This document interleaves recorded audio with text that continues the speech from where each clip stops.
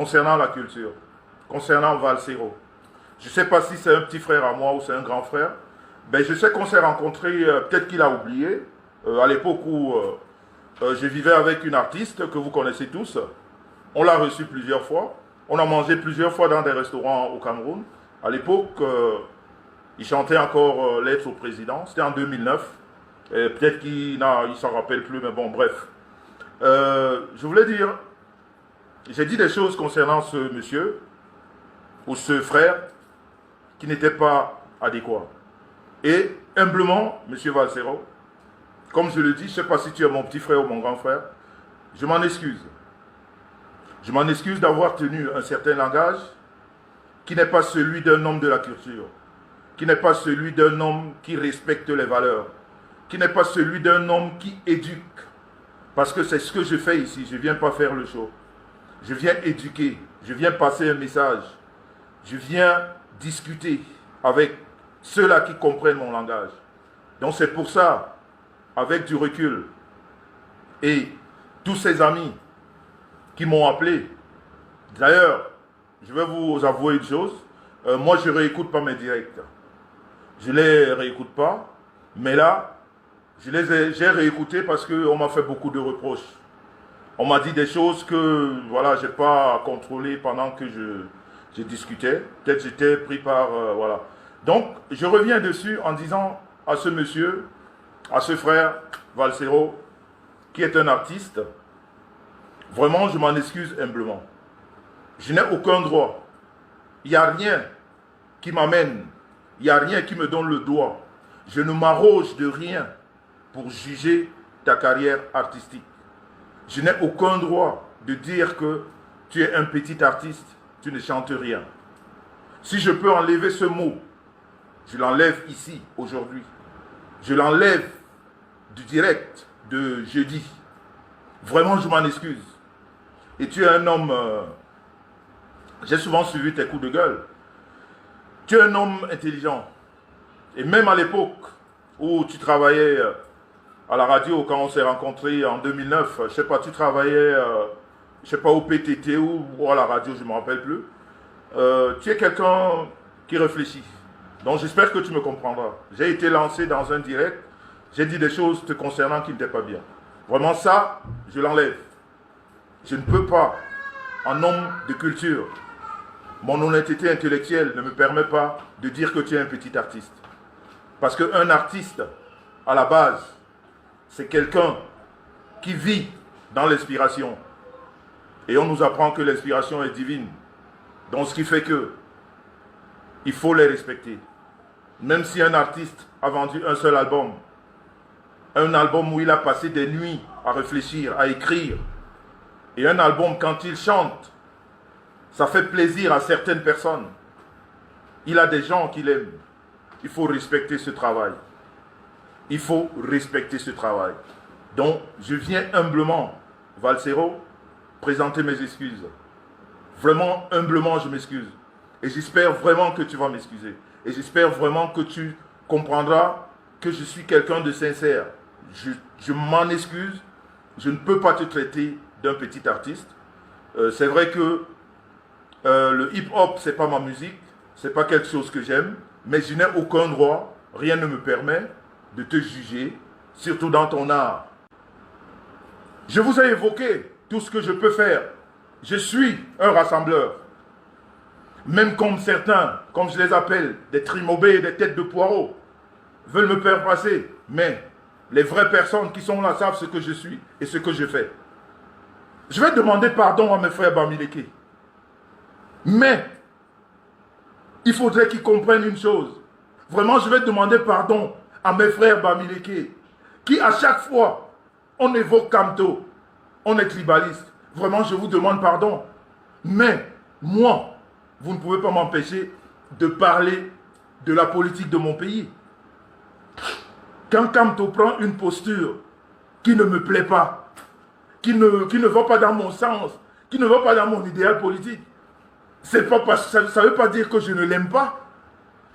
C'est pas parce que je vais dire que je ne suis pas d'accord du programme politique de Kamto que je me fais passer pour un tribaliste. Non, il faut aussi que certains Bamileke aient un éveil de conscience, qui comprennent que dans le monde politique, et la politique c'est la discussion, c'est l'échange dans la famille. On peut échanger. Je vous ai pris l'exemple de Djibril Wabo. On a des échanges politiques. On n'est pas d'accord. Mais demain, si j'ai une contrainte pour le Cameroun, c'est chez lui, je vais prendre le billet. Je ne veux pas ce Swissair ou ce Air France, non. C'est mon frère. Je vais là-bas. Je prends mon billet là-bas et je voyage.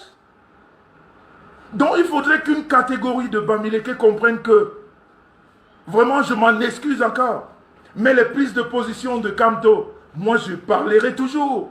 Mais vraiment, excusez-moi, je ne suis pas tribaliste. Il ne faut pas que ça passe dans vos têtes, que quand on n'est pas d'accord de Kamto, on est tribaliste. Non, non, ça ne doit pas passer comme ça. Et je suis désolé, vous me prendrez toujours pour un tribaliste. Entre nous Camerounais, quand un Camerounais fait quelque chose de bien, il faut dire chapeau. Il faut lui dire chapeau. Le concert de Valsero au Zénith devrait nous apprendre des choses. Le concert de Valsero, il ne faudrait pas que les gens aient seulement ce regard négatif, que c'est les gens de l'Ouest qui l'ont organisé. Non. Le concert de Valsero doit nous apprendre des choses. Le concert de Valsero doit nous apprendre des choses. Comme le meeting de Kamto, je ne sais pas, il y a 2 ans ou l'année dernière, qui a rassemblé autant de monde. C'était la première leçon. La deuxième leçon, c'était à Genève. On a vu le rassemblement pour emmerder le chef de l'État. La troisième leçon aujourd'hui, c'est le concert de Valsero. Et quand on est intellectuellement posé, on se pose beaucoup de questions. Et on dit à ceux-là qui sont à l'origine, qui sont à la base, qui sont à l'organisation, on leur dit que vous êtes bons. Le peuple Bamileke, le peuple de l'Ouest, nous a encore montré, nous a encore prouvé qu'ils peuvent rassembler. Et il faut être honnête intellectuellement. Même si on ne partage pas les mêmes valeurs politiques, même si on ne partage pas les mêmes valeurs politiques, quand une réalité est en face, il faut la reconnaître. Et il faut leur dire chapeau. Ce n'est pas parce qu'ils ont rassemblé qu'ils sont les meilleurs, ou alors qu'ils ont un bon discours politique, ou alors qu'ils sont dans qu'ils aiment les gens. Non, mais ils ont rassemblé. Restons sur le rassemblement et apprenons de ce rassemblement. Il faudrait que les autres le comprennent. Les autres tribus du Cameroun doivent comprendre que on ne peut évoluer que dans le rassemblement. Le peuple de l'Ouest nous a montré aujourd'hui. On peut prendre ça comme on veut. On peut dire qu'il y avait 7000 personnes à l'Olympia. On peut dire qu'il y avait 3000 personnes. On peut dire qu'il y avait 2000 personnes. Mais ils ont rassemblé. Et il faut honnêtement, intellectuellement l'accepter. Aucune autre tribu au Cameroun, aucune autre tribu au Cameroun n'a jamais fait autant de rassemblements. Que ce soit pour dénoncer ce qui se passe au Cameroun, aujourd'hui, ils rassemblent. Et le symbole, c'est quoi le symbole? Ils rassemblent et devant, ils mettent un bétis, un écan. Ils mettent un écan. Ça, ils vont vous le rappeler toute la vie. Et avec raison. Parce qu'ils ont fait de votre artiste. Parce que quand on parle, maintenant, qu'on parle de famille, ils ont fait de votre artiste, ils l'ont posé au sommet. Ce que toutes les tribus voudraient pour leurs artistes. Est-ce que demain, pour ceux qui ne veulent pas apprendre de ça, pour ceux qui ne veulent pas voir le côté positif de ça, est-ce que demain, si un artiste veut évoluer en Europe, est-ce que s'il s'attache à ces personnes, s'il s'attache à cette tribu, s'il s'attache à ces personnes qui ont organisé ce spectacle, est-ce que vous l'en voudrez? Non. Il ne faudra pas l'en vouloir. Parce que les artistes ont besoin du monde. Les artistes ont besoin de concerts. Les artistes ont besoin de chanter pour qu'ils gagnent de l'argent. Et ils ne peuvent s'attacher qu'à des gens qui leur donnent des moyens. Et aujourd'hui, le peuple bamileke a mis au Panthéon un bêtis. Il faudrait apprendre de ça. Il faudrait qu'on comprenne que dans la vie, il faut soutenir son frère. Il faut soutenir son frère. Il faut soutenir son ami. Et qu'on soit au-dessus des valeurs politiques. Parce que la politique, en gros, le mot politique, la politique c'est le mensonge.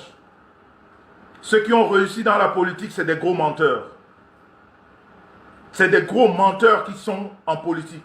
Et c'est eux qui se plaisent dans la... Parce que tous ces gens qui étaient hier au Zénith, tous ces gens-là qui se sont affichés, qui sont contre le gouvernement d'une façon très féroce, leur pays leur manque. Le Cameroun les manque. Mais ils sont contestataires parce qu'ils n'en peuvent plus. Et j'ai bien peur que tous les Camerounais à un moment donné se retrouvent dans cette situation. Parce que le cumul des choses négatives du gouvernement, surtout du vol, du détournement, pendant que, mais s'il n'y avait que la crise au Nozo, on comprendrait encore. Si on parlait que de la crise au Nozo, on peut se dire qu'il y a des frères qui ne se comprennent pas, qui discutent des choses, ben, il faudrait qu'on trouve une solution. Mais pendant qu'il y a cette crise au Nozo, il y en a quand même qui en profitent de voler. Il y en a qui en profitent de détourner de l'argent du Cameroun. Et pendant que d'autres sont là à essayer de montrer le côté positif du gouvernement, il y en a qui ont pour mission de voler, voler, voler, voler et voler. À un moment donné, on n'a plus d'arguments. À un moment donné, on se tait. À un moment donné, on regarde faire. À un moment donné, on devient des contestataires. On devient tous des contestataires.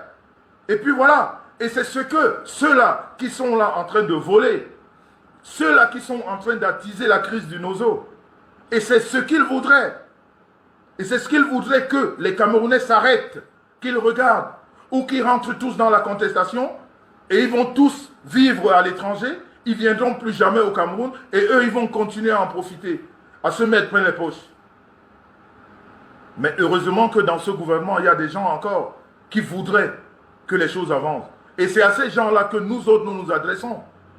Que ces gens changent des choses. Que ces rassemblements à l'étranger, où on réunit 3 000, 4 000, 5 000 Camerounais, c'est pas parce que, je vous le répète ici, c'est pas parce que ces Camerounais sont du MRC. Ils n'ont pas de carte de MRC, mais ils sont dans la contestation. Ils sont dans la contestation. Parce qu'il n'y a plus de rapport entre, je vais dire, les gouvernants et les gouvernés. Parce qu'ils en ont marre du vol. Regardez dans les prisons de Kondengui, il y a tout un gouvernement là-bas. Il y a du premier ministre au ministre, il y a tous, ils sont là-bas. Mais ça reflète quelle image? Une image de voleur. À un moment donné, donnez-nous, nous autres, qui ne voulons pas rentrer dans des guerres, hein, qui ne voulons pas rentrer dans ce système qui voudrait que les Camerounais ne se parlent plus, le gouvernement doit trouver des solutions. Le gouvernement doit trouver des astuces. Le gouvernement